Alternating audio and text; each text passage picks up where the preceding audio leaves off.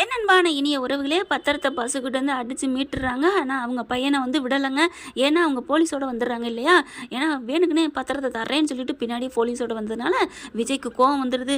உன் பிள்ளைய நான் விட மாட்டேன், அதுக்கு பரிகாரமாக என் மாமியார் காலில் விழுந்து மன்னிப்பு கேட்டினா ஒருவேளை உன் பிள்ளைய விடுறேன் அப்படின்னு விஜய் சொல்லிடுறாங்க. பார்க்குறாரு பசு, ஐயோ அவகிட்ட போய் காலில் விழுகிறதா அப்படின்னு சொல்லிட்டு ராகினியை பிடிச்சி திட்டுறாங்க.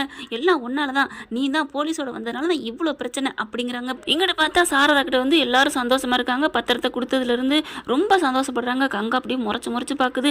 எல்லா பாராட்டும் விஜய்க்கே சேருதே அப்படின்னு சொல்லிட்டு அடுத்து பார்த்தா, அத்தை நீங்கள் கவலையே படாதீங்க அத்தை, இன்னும் ஒரு சந்தோஷம் ஒன்று காத்துக்கிட்டு இருக்கு. என்னது சந்தோஷம் காத்துக்கிட்டு இருக்கா? என்ன? ஆமாம், நீங்கள் யார் காலில் விழுந்து மன்னிப்பு கேட்டீங்களோ அவனே இப்போ உங்கள் காலில் விழுந்து மன்னிப்பு கேட்பான். என்ன தம்பி சொல்கிறீங்க? ஆச்சரியமாக இருக்கே. அவெல்லாம் அதெல்லாம் நடக்கவே நடக்காது. அவெல்லாம் சரியான ஆள். அவன் எப்படி மனசு திறந்து மன்னிப்பு கேட்பான்? அத்தை மனசு திறந்து மன்னிப்பு கேட்க போகிறதில்ல, மகனுக்காண்டி மன்னிப்பு கேட்பான். இருங்க எல்லாம் கரெக்டாக வந்துடுதுங்க. பசுவும் கொசுவும் தான் வந்துட்டால அப்படிங்கிறாங்களா. கரெக்டாக வீட்டுக்குள்ளே வராங்க. வீட்டுக்குள்ளே வந்ததையோட சாரதாம்மா, தங்கச்சி காலில் அண்ணன் விழுகிறது தப்பே இல்லைம்மா அப்படின்னு சொல்லிட்டு படார்னு காலில் விழுந்துடுறான். பசு விழுந்தோன்னு ஆச்சரியப்படுறாங்க. எனக்கு இவன் காலில் விழுகிறேன்னா எனக்கு ஒரு ஆசையும் இல்லை, எந்த எண்ணமும் இல்லை தம்பி, இவன் மனசு திருந்தினாலே போதும், எங்கள் குடும்பத்தை விட்டுட்டாலே போதும் அப்படிங்கிறாங்களா. உடனே பார்க்குறாங்க, உடனே எப்படி நான் விடுவேன், இருக்கட்டும், இப்போ என் பிள்ளைக்காண்டி நடிக்கிறேன்டி அப்படின்னு மனசில் நினச்சிட்டு, தங்கச்சிம்மா நான் மனசு மாறிட்டேம்மா, மாப்பிள்ளைங்கெல்லாம் மாற்றிட்டாங்க, மாப்பிள்ளைங்களா கண்ணுங்களா என் பிள்ளைய விட்டுருங்கப்பா அப்படிங்கிறாங்க. இந்த பயம் முன்னாடி இருந்திருக்கணும் அப்படிங்கிறாங்க நிவீனும் குமரனை. விஜய் பார்க்குறாங்க, உன் கண்ணில் போலி இன்னும் தெரியுது பசு, நீ திருந்தவே இல்லைன்னு தெரியுது, பரவாயில்ல, பாலை உங்ககிட்ட கொடுத்து நீ போட்டு அதுக்கப்புறம் நான் அடித்து சிக்ஸர் அடித்தா தான் சூப்பராக இருக்கும், அதனால் உன்கிட்டே கொடுக்குறேன், நீ வீட்டுக்கு போ, உன் பிள்ளை வீட்டுக்கு வந்துடுவான் அப்படிங்கிறாங்க. என்னது வீட்டுக்கு வந்துடுவானா? ஆமாப்பா, நான் எப்படி நம்புறதெல்லாம் சொல்லிடாத, ஏன்னா அந்த விஜய்க்கு ஒரிஜினல் அடையாளமே சொன்ன வாக்க காப்பாற்றுறது அப்படிங்கிறாரு. அப்புறம் எப்படி நீ விடலை அப்படின்னு நீ சொல்லலாம், உன் பையனை விடாத காரணம் உன் பொண்ணு தான் அப்படி பண்ணிவிட்டா, அதனால தான் நானும் கொஞ்சம் தவற வேண்டியதாக போயிடுச்சு, மற்றபடி உன் பையலை ஒன்றும் பண்ணலை, அதெல்லாம் என் ஆளு கொண்டே உன் வீட்டில் விட்டுருவான், கிளம்பு அப்படிங்கிறாங்க. மறுபடியும் பார்க்குறாங்க, இருங்க அப்படின்னு சொல்லிட்டு, என்ன பசு மனசுக்குள்ள அப்படியே வஞ்சம் வச்சுக்கிட்டு போகிற மாதிரி இருக்குது. ஐயோ மாப்பிள்ளைங்களா, அப்படிலாம் இல்லை தங்கச்சிம்மா, வரட்டுமா, அம்மா தாயே நான் வரட்டுமா அப்படின்னு பசு மன்னிப்பு போக போகிறாரு. மன்னிப்பு கேட்டு போங்கலே, என்ன ராகினி நீ மன்னிப்பு கேட்கல அப்படிங்கல, ராகினி மன்னிப்பு கேட்டுருமா, அப்பா அதான் நம்ம தம்பியை விட்டாங்கல்ல, அப்புறம் இதுப்பா நான் மன்னிப்பு கேட்டுட்டு நான் மன்னிப்பெல்லாம் கேட்க மாட்டேன் அப்படின்னு இங்கே ராகினி திரும்ப, பாத்தியா பசு உன் மக ரொம்ப பண்ணுது, உன் பையனை வீட்டில் விட போகிறேன்னு தானே சொன்னேன், இன்னும் வீடு வாசல் வரைக்கும் போகலை, என் ஆள் இப்போ தான் போயிட்டு இருக்கு அப்படின்னு விஜய் சொன்னோன்னே, ஐயோ மவளே உன்னை என்னடி பண்ணுறது அப்படின்னு தலையிலே கொட்டுறாரு.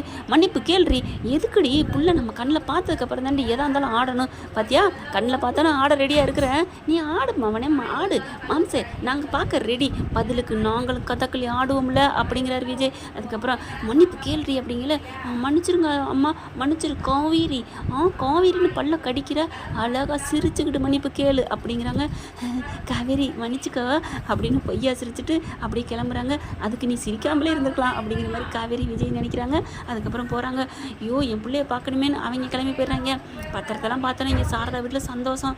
சாரதா சொல்லுது, இங்கே பாருங்கள் கண்ணுங்களா, நான் என் வீட்டுக்கு போயிட்டு வரணும், நான் போயிட்டு வரேன், நீங்கள் எல்லோரும் வீட்டை பார்த்துக்குங்க அப்படின்னு சொல்கிறாங்களா. அத்தை நீங்கள் ஒத்தையெல்லாம் போக வேணாம், அவன் செம்ம கோவத்தோட அடிபட்ட பாம்பு போயிருக்கான், ஏதாவது பண்ணிடுவான் அப்படின்னு விஜய் சொல்ல, எல்லாரும் பேசாமல் இருக்கல, நீங்கள் மட்டும் இவ்வளோ அக்கறைப்படுறீங்களே மாப்பிள்ளை அப்படின்னு சொன்னோன்னே கங்காவுக்கு வயிறா எரியுது. என்ன இவன் எதுக்கெடுத்தாலும் ஸ்கோர்ஸ் பண்ணிக்கிட்டே இருக்கானே அப்படின்னு நினைக்க, எங்கள் தலைவர் விஜயோட எண்ணமே குவாலிட்டி அதுதாண்டி.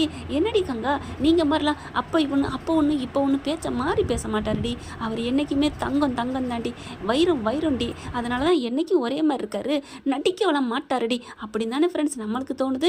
என்ன பண்ணுறாங்க விஜய், அத்தை நானும் வரேன் அப்படிங்கிறாங்க. இல்லை தம்பி நான் மட்டும் போயிட்டு வரேன், இங்கே காவேரி கங்கா 2 பேர் கர்ப்பமாக இருக்காங்க, இங்கே நீங்களாம் இருங்க, அவங்க ஏதாவது பண்ணிடுவான், நான் போயிட்டு வரேன், என்ன பண்ண போகிறீங்க அவங்க அப்படிங்கிறாங்க. அதுக்கப்புறம் இந்த பத்திரத்தை கொண்டு போய் பேங்கில் வைக்கணும் அப்படின்னு சொல்லிட்டு வேகமாக அப்படி ஒரு ஆர்வமாக சொல்லுது காவேரி. உடனே கங்கா என்ன பண்ணுது, நாங்கள் கொண்டே வச்சுக்கிறோம் அப்படிங்கிறாங்க. நானும் என் புருஷனை போயிட்டு பேங்கில் வைக்கிறோம் அப்படிங்கல. மற்றவங்க எல்லாரும் பார்க்குறாங்களா, யாரும் பதில் பதில் சொல்கிறாங்களோ இல்லையோ குமரனே போட்டு கொடுத்துட்றாருங்க தன்னை பற்றி. வேணாம் கங்கா, நான் பணம் கொண்டு போய் பேங்கில் வச்ச லட்சணம் தான் தெரியுமே. ஏற்கனவே அந்த தப்பு நடந்து எவ்வளோ பெரிய கொலாப்ஸாக நடந்து போச்சு. அதனால எவ்வளோ பெரிய கஷ்டங்களாக அனுபவிச்சிட்டோம். உடனே விஜய் பார்க்குறாங்க, பிரதர் நீங்கள் அன்னைக்கு தொலைச்சதுனால எந்த தப்பும் நடக்கலை. ஒரு தங்க விக்கிரகம் எனக்கு பொண்டாட்டியாக கிடச்சிருக்கா, நீங்கள் அதை பற்றி ஃபீல் பண்ணாதீங்க அப்படிங்கிறாரு விஜய். இல்லை பிரதர், இருந்தாலும் நான் தொலைச்சிட்டேன்ல, இதுக்கு ஏதோ நீங்கள் கிடச்சிட்டீங்க, இப்போ இது தொலைஞ்சா என்ன ஆகும் அப்படிங்கல. சரி நர்மதாவுக்கு ஒரு மாப்பிள்ளை கிடைக்கும் அப்படிங்கிறாங்க. பிரதர் அதெல்லாம் வேணாம், நீங்களே கொண்டு போய் எங்கேயாவது கொண்டு போய் வைங்க அப்படின்னு சொல்கிறாங்க. அதுக்கப்புறம் உடனே கோவம் வந்துட்டு நிவின் நீங்கள் வைங்க அப்படின்னு கங்கா சொல்கிறாங்க. அப்படி என்னதான் விஜய் பண்ணாங்கன்னு தெரியல. பார்க்குறாங்க, சரி இருக்கட்டும், நம்ம பேங்க்கில் வைக்கிறதுக்கு முன்னாடி அத்தை பேரில் ஒரு அக்கௌண்ட் ஓப்பன் பண்ணி அங்கேயே கொண்டு போய் வச்சுருவோம் அப்படின்னு இங்கே விஜய் சொல்கிறாங்க. இது நல்ல ஐடியா இருக்கே அப்படின்னு பாட்டி சொல்கிறாங்க. இதுக்கு தான் பேரங்கிறது, அறிவாளி பேரன்னு சொல்கிறது அப்படின்னு கங்காவுக்கு மறுபடியும் கோவம் வருது.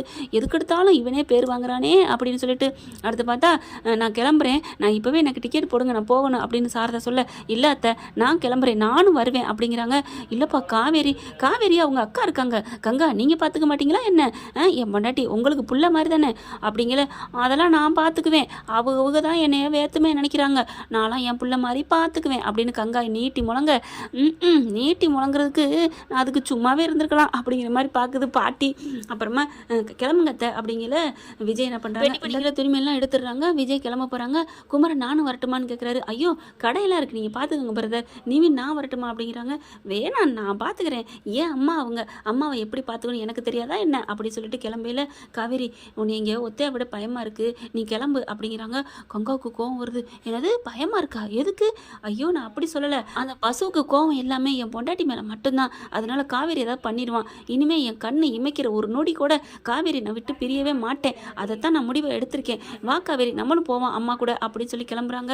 அப்படி காவேரி எனக்கும் அதாங்க ஆசையாக இருந்துச்சு, அதனால அப்படியே பின்னாடி இருந்து பேக் எடுத்து காமிக்கிறாங்க. நான் ஏற்கனவே பேக்கில் என் துணிமெல்லாம் ரெடி பண்ணிட்டேங்க அப்படின்னு கள்ளி அப்படின்னு நெத்தியை வைக்கிறாரு. நான் ஆளு இருக்கையிலே எல்லாம் பண்ணுங்க அப்படின்னு இங்கே பாட்டி சொல்ல, என்ன பாட்டி என் பொண்டாட்டியை முத்தம் கொடுக்குறது என்ன தப்பா, நீ வாடி சொல்லும், நம்ம கொடைக்கானல் போகையில் முத்தம் கொடுத்துக்கிட்டே போவோம் அப்படின்னு சொல்லி கிளம்ப. குமரனை பார்த்து கங்கா பொங்குது. அங்கே பாரு கிடைக்கிற கேப்லாம் கிஸ் அடிக்கிறான், எவ்வளோ ரொமான்ஸ் பண்ணுறான், எனக்குன்னு வாச்சிருக்கு பாரு தெண்டமா. அடிப்பாவி குமரனு நல்ல மனுஷன் தாண்டி, ஏன்டி இப்படி பண்ணுற அப்படின்னு யாரெல்லாம் நினைக்கிறீங்களோ கமெண்ட்ஸில் குமரனுக்கு ஒரு ஜே போட்டுருங்க ஃப்ரெண்ட்ஸ். அடுத்து சாரதா விஜய் காவேரி 3 பேரும் கிளம்புறாங்க. போயிட்டு வரேன் தம்பி அப்படிங்கிற. கார் பிடிச்சிக்கோமா அப்படிங்கிறாங்க. வேணாம் நம்ம பஸ்ஸில் போவோம் அப்படிங்கிறாங்க. பஸ்ஸில் போகிறது அதுவும் விண்டோஸில் உட்காந்துட்டு போகிறது சூப்பராக இருக்கும்ல அப்படிங்கிறாங்க. அப்படின்னு காவேரி முறைக்க, என்னம்மா அது ஜாலியாக இருக்கும்ல அப்படிங்கிறாங்க. அம்மா பக்கத்தில் நான் உட்காந்துக்கிறேன், நீங்கள் முன்னாடி உட்காந்துக்கோங்க, ஏய் அதுக்கு நீ வராமலே இருக்கலாம் அப்படிங்கிறாரு. சாரதா காதில் விழுந்துருது. தம்பி அவள் சும்மா சொல்கிற தம்பி, நீங்கள் 2 பேரும் ஒரு சீட்டில் உட்காந்துக்கோங்க, நான் இன்னொரு சீட்டில் உட்காந்துக்கிறேன். ஐயோ அத்தை சும்மா சொல்லிக்கிட்டோம், நீங்கள் அதெல்லாம் நினைக்காதீங்க அப்படின்னு சொல்ல, விடுங்க தம்பி எல்லாருக்கும் ஒரு ஆசை இருக்கத்தான் செய்யும், அம்மா பார்த்துக்கோங்க அத்தை பார்த்துக்கோங்க அப்படின்னு சொல்லிட்டு எல்லார்ட்டையும் சொல்லிட்டு 3 பேரும் கிளம்புறாங்க. பார்த்தா நான் பஸ் ஸ்டாண்ட் வரைக்கும் நானும் வரேனே அப்படின்னு குமரன் நிவின் கிளம்புறாங்க. அப்படியே 3 பேர் போனதுக்கப்புறம் உங்கள் புருஷன் போனதுக்கப்புறம் யமுனாவும் கங்காவுக்கும் வயிறு எரியுது. பார்த்தியா எல்லாத்துலேயும் அவங்க தான் முன்னுக்கு போகிறாங்க, இப்போ என்ன பண்ணுறது, நம்மளும் போவோமா அப்படிங்கிறாங்க. வேணாம் போயிட்டு வரட்டும், எதுக்கு நம்ம போய் இடைஞ்சிருக்கு, நம்ம 2 நாளைக்கு இங்கே நிம்மதியாக இருப்போம் அப்படின்னு கங்காவும் யமுனாவும் பேசிக்கிறதுங்க. ஓகே ஃப்ரெண்ட், பார்க்கலாம் என்ன நடக்க போகுதுன்னு. கொடைக்கானலுக்கு ஜாலியாக என்ஜாய் பண்ணிட்டு வரட்டுமே நம்ம தலைவனும் தலைவியும். அங்கங்கே என்ன ரொமான்ஸ் போகுது அப்படிங்கிறத வருங்காலங்களை பொறுத்திருந்து பார்க்கலாம் ஃப்ரெண்ட்ஸ். இந்த பதிவு உங்களுக்கு பிடிச்சிருந்துச்சுன்னா உங்கள் பொண்ணான கையில் ஒரு லைக்கை போட்டு சப்ஸ்கிரைப் பண்ணிடுங்க. Thank you friends.